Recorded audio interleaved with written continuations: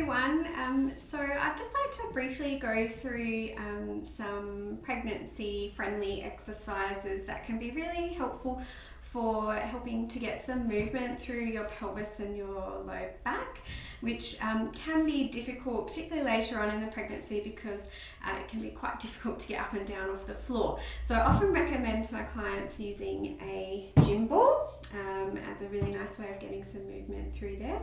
I'm going to demonstrate some pelvic tilts first of all. So you want to make sure that your knees and feet are hip width apart, sitting up nice and tall. I also find it helpful to have my hands on my hips just for a little bit of extra feedback. So you might have done these lying down on your back before. Same sort of idea. We can go into some posterior and anterior pelvic tilts, where we simply just flatten and then arch through the small of the back. Breathing out as you draw pubic bone to belly button. Breathing in as you tip the pelvis forward and stick your bottom out. Using that round shape of the ball to really facilitate that movement. So it's fairly effortless, which is always good when you're feeling quite heavy with pregnancy. But it just allows a little bit of movement through that low back, which is really helpful when it starts to get quite an arch happening as the pregnancy progresses.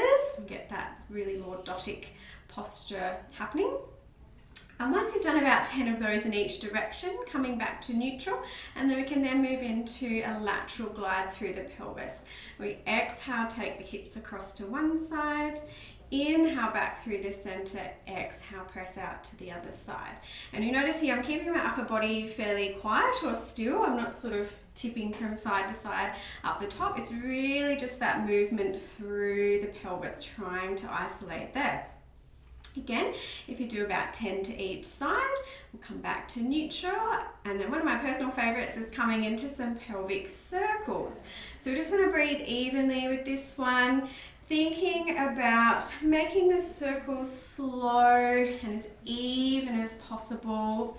We're getting that little bit of lateral movement, that little bit of posterior pelvic tilt or flattening, and that little bit of anterior pelvic tilt or arching through the low back. So working through that full available range. Again, just using that round shape of the ball to really facilitate that movement. It can feel really nice, particularly at the end of a long day.